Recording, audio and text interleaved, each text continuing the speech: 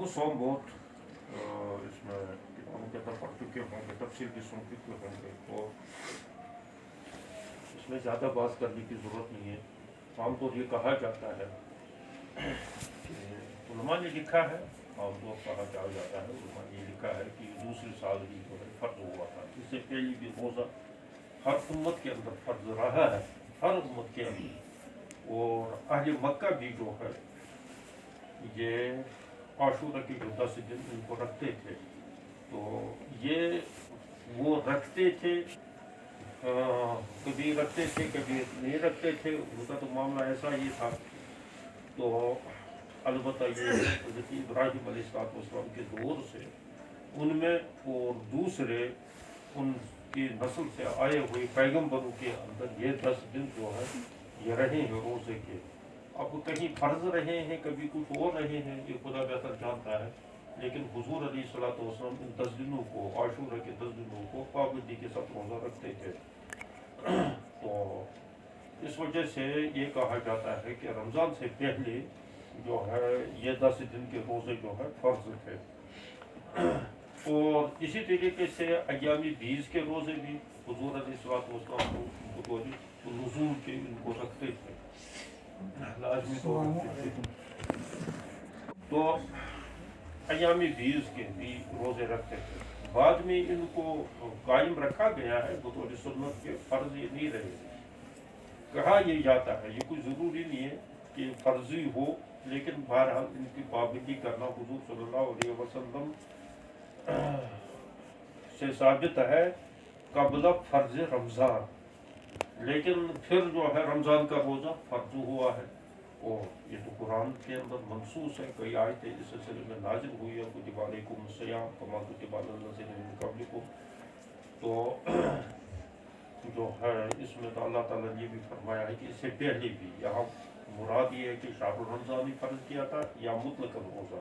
आमतौर पर मुफस्सिरीन मुराद देते हैं मुतलक़न रोज़ा पहले से फ़र्ज था, शाहरुल रमज़ान जैसा रोज़ा फ़र्ज नहीं था। खैर ये बड़ी लंबी तवील बातें हैं, क्या था क्या न था, हमें तो अब उससे ज़्यादा कोई लेना देना नहीं है। हमें तो इस बात से ग़रज़ है कि हम उम्मत के अंदर शाहरुल रमज़ान के रोज़े जो है ये फ़र्ज हो गए। और इसी किस्म का के मसाइल के मुतालिक जो इस सिलसिले में बाब है, कब से शुरू हो, कहाँ से शुरू होगा, कहाँ इख्तिताम होगा, रात का भी रोज़ा रहेगा नहीं रहेगा, वो सहरी इफ्तारी के क्या मसाइल हैं, और इसी तरीके से जो है महीने की शुरुआत कहाँ से होगी, कहाँ इख्तिताम होगा, किस तरीके से होगा, ये सारे अबाब इसके अंदर आ जाएंगे। पहला बाब इसमें आया है शाहरुल रमज़ान, फज़ल, इसकी फजीलत के बारे में। हुजूर अलैहिस्सलातु वस्सलाम ने फरमाया, हज़रत अबू हुरैरा रिवायत करते हैं, रसूलुल्लाह सल्लल्लाहु अलैहि वसल्लम ने फरमाया, इज़ा काना अव्वलु लैलतिन मिन शहर रमज़ान सुफ़िदतिश शयातीन, जकड़ दिए जाते हैं शयातीन, जकड़ दिए जाते हैं। जकड़ना, जिनके हाथ पाँव बंद किए जाते हैं, उसको जकड़ दिया गया है। अब ये कोई ऐसी हरकत नहीं कर सकता है जो हमारे लिए बाइस खतरा हो। जैसे मुलजिम को जकड़ा जाता है, उसके हाथ पैर बांध दिए जाते हैं, तो फिर उसको डाल दिया जाता है कैद के अंदर। और अगर उसके हाथ पैर खुले रखेंगे तो कहीं ये नाखूनों से खोद कर कोई सुरंग बना ले तो भाग जाए, तो इस वजह से उसके टांगे भी बांध दिए जाते हैं, हाथ भी बांधे जाते हैं। तो शयातीन जो है उनको जकड़ दिया जाता है। वो मरदतुल जिन और सर्क जिन, ये शयातीन और जन्नात ये किस्म है। इनमें से एक किस्म है शयातीन की, एक किस्म है जन्नात। वैसे जन्नाती है, ये एक ही किस्म है। तो अब उनको जो ज़्यादा जो है ना, जो जिन्होंने ये जो इंसान के गुमराह करने पर या इंसान को दीन से बेगाना करने पर जिन्होंने कमर बांधी है, तो उनको इस्तिलाह में शयातीन कहते हैं। और आम जन्नात जो है वो जन्नाती कहलाते हैं। होते वो भी खबीस वही, वो ये बड़े शयातीन जो होते हैं, ये ऐसा ही है जैसा हुकूमतों के अंदर एक हुक्मरान तबका होता है, तो वो जो भी पॉलिसी बना लेते हैं तो वो उसमें इंटरेस्ट होते हैं। وہ ان کا کام ہی یہ ہوتا ہے دن رات سوچنا کیا کریں گے، کس طریقے سے فلاں کو کس طریقے سے قتل کریں گے، فلاں کو کس طریقے سے دبا دیں گے، فلاں کو کس طریقے سے کریں گے، تو وہ تو وہی ہوتے ہیں۔ لیکن ایک ہوتے ہیں عام لوگ، عام ان کے ورکر جو ہوتے ہیں، تو عام ورکر جو ہے وہ بھی استعمال ہوتے ہیں لیکن دوسرے درجے پر، ان کو پتہ کچھ نہیں ہوتا حکومت کی کیا پالیسی ہے، ہم کس لیے استعمال ہو رہے ہیں، ہم سے یہ کیوں کرایا جا رہا ہے، یہ نعرہ کیوں دلایا جا رہا ہے، یہ جلوس کیوں نکالے جا رہے ہیں، ان کو یہ کچھ پتہ نہیں ہوتا ہے، ان پاس وہ شوق سے جاتے ہیں۔ اسی طریقے سے ایک ہوتا ہے مردۃ یہ کیا کہتے ہیں شیاطین، تو دوسرا ہے مردۃ الجن، سرکش جن۔ تو ان کی فطرت میں اللہ تعالیٰ نے یہ رکھا ہے کہ انسان کی دشمنی، اور اسی انسان کی دشمنی پر یہ تلے ہوئے ہوتے ہیں، تو ان کی فطرت میں یہ آ جاتا ہے جہاں بھی ان کے ساتھ انسان کے ساتھ واسطہ پڑتا ہے تو اس کو بگاڑنے کی کوئی نہ کوئی کوشش کی ہے، کہیں صحت بگاڑ دیتے ہیں، کہیں اس کا دین بگاڑ دیتے ہیں، کہیں اس کا دماغ بگاڑ دیتے ہیں، کبھی اس کا اعتقاد بگاڑ دیتے ہیں۔ تو یہ دن رات انسان کے ساتھ لگے رہتے ہیں، ان کا کام ہی یہ ہے، ہر چیز میں یہ گھس جاتے ہیں۔ اس وجہ سے قرآن حدیث کے اندر اس کی بڑی تاکید آئی ہے کہ ان سے پناہ مانگ لینی چاہیے، اور بہت سارے اذکار اعمال اس کے لیے رکھے گئے ہیں، نبی علیہ الصلوۃ والسلام سے بھی منقول ہے، بزرگوں سے بھی منقول ہے کہ وہ ان چیزوں کو جو ہے عمل میں لائے تاکہ اللہ تبارک و تعالیٰ ان کے شر سے بچا لے۔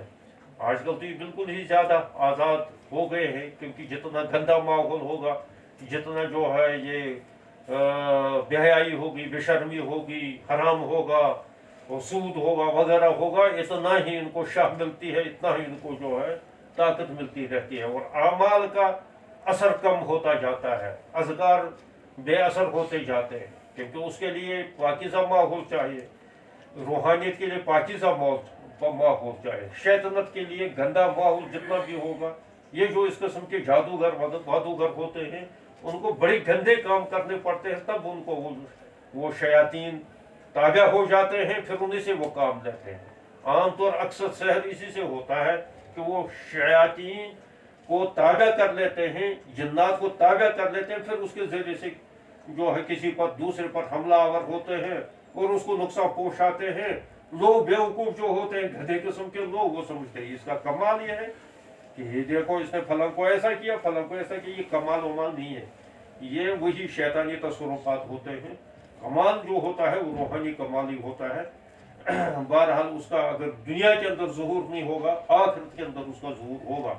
دنیا کے اندر بھی ہوتا ہے ظہور، لیکن اس کے لیے یہاں کا ماحول پاکیزہ ہونا چاہیے۔ اسی وجہ سے پہلے یہاں پاکیزہ ماحول تھا، تو بزرگوں کے کمالات کا بھی ظہور ہوتا تھا، ان کے کرامات کا بھی ظہور ہوتا تھا۔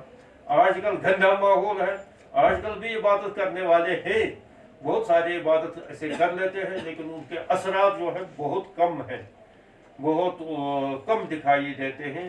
وجہ اس کی یہ ہے کہ کیونکہ ماحول گندا ہے، جتنا ماحول گندا ہوگا اتنا روحانی اثرات جو ہے غیر مؤثر رہیں گے، اور جتنا ماحول صحیح ہوگا اتنا روحانی کمالات جو ہے ابھرتے جائیں گے۔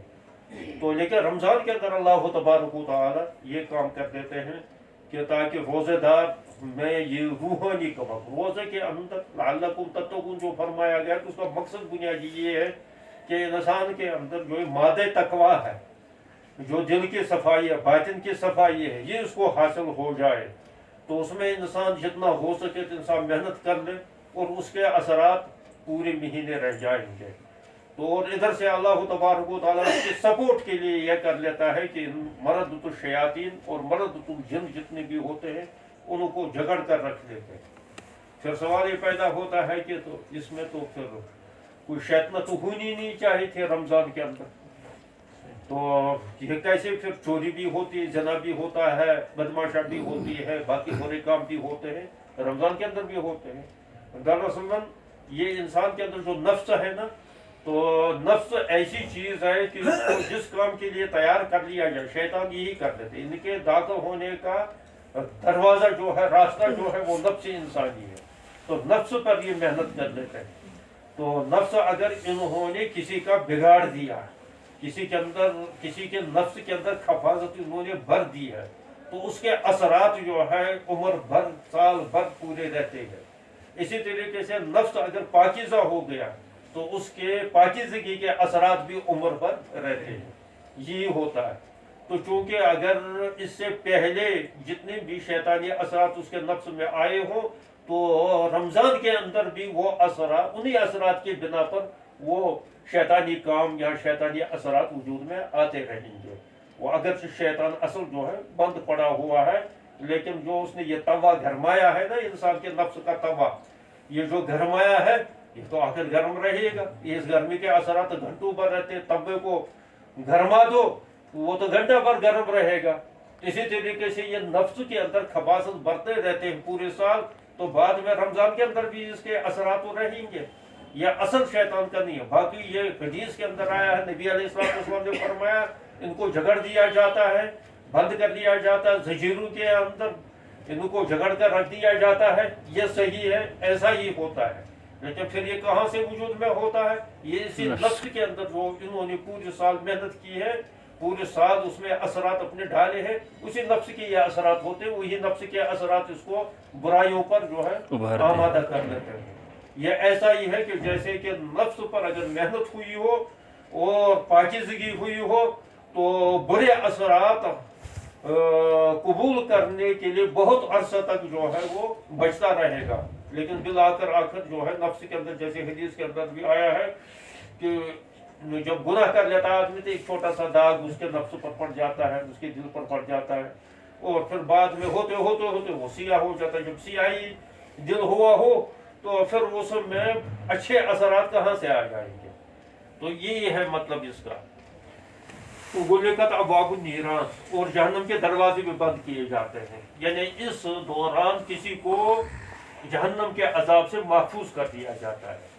جو گزر گئے ہیں لوگ ان کا جہنم کا عذاب برزخ کے اندر بھی پہنچتا رہتا ہے تو وہاں اس کے دروازے بند کیے جاتے ہیں تو ان کو بھی راحت اس کو ملتی ہے عالم برزخ. کیونکہ ابھی تو قیامت آئی نہیں حساب کتاب تو ہوا ہی نہیں جہنم میں تو کوئی گیا نہیں.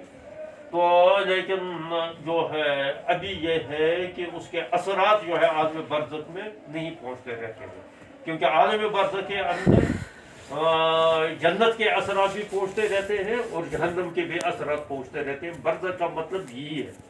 تو اس وجہ سے وہاں دروازے بند کرنے کا مطلب یہ ہے کہ اس کے اثرات جو ہے عالم برزخ میں جہنم کے اثرات نہیں پہنچتے رہتے ہیں. وہ فتحت ابواب الجنہ اور جنت کے دروازے کھول دیے جائے انہیں وہاں کے اثرات عالم برزخ میں پہنچتے رہتے ہیں. اچھا فلم یغلق منہا باب اس کو کوئی دروازہ بند نہیں کیا جاتا. وہ ینادی منادن یا باغی الخیر اقبل اے خیر کو تلاش کرنے والے آجا. وہ یا باغی شر اقصر اور شر کو تلاش کرنے والے شر کے عادی تلاش کرنے والے مطلب شر کے عادی جو عادی ہے پلہ ہے اس میں اقصر ذرا کمی کر. اچھا وَلِلَّهِ يُتْقَى مِنَ النَّارِ اور اللہ تبارک و تعالیٰ کے بہت سارے آزاد کرنے کی کھیپ ہے جہنم میں سے. وَذَلِكُ اللَّيْلَةِ الْمُحَرَّاتِ ایسے ایسے جن کو بھی اللہ تعالیٰ جو رحمت کے مستحق ہوتے ہیں ہلکا سا ان کا جو کچھ گناہ ہوتا ہے اللہ تبارک اس رمضان کے برکت سے ان کو آزاد کرتے رہتے ہیں. بڑی بڑی کھیپ جو ہے اس رمضان کے اندر آزاد ہوتی رہتی ہے. یہ رمضان کے برکات ہوتے ہیں. اچھا پھر ایک دوسری روایت ہے قال رسول من صام رمضان وقام ہو ایمانا و احتسابا. یہ دو قسم کی روایتیں آئی ہے. من صام رمضان ایمان و احتسابا و من قام رمضان ایمان و احتسابا الگ الگ بھی آئی ہے. یہاں ایک ساتھ اس کو جوڑ دیا گیا. من صام رمضان ایمانا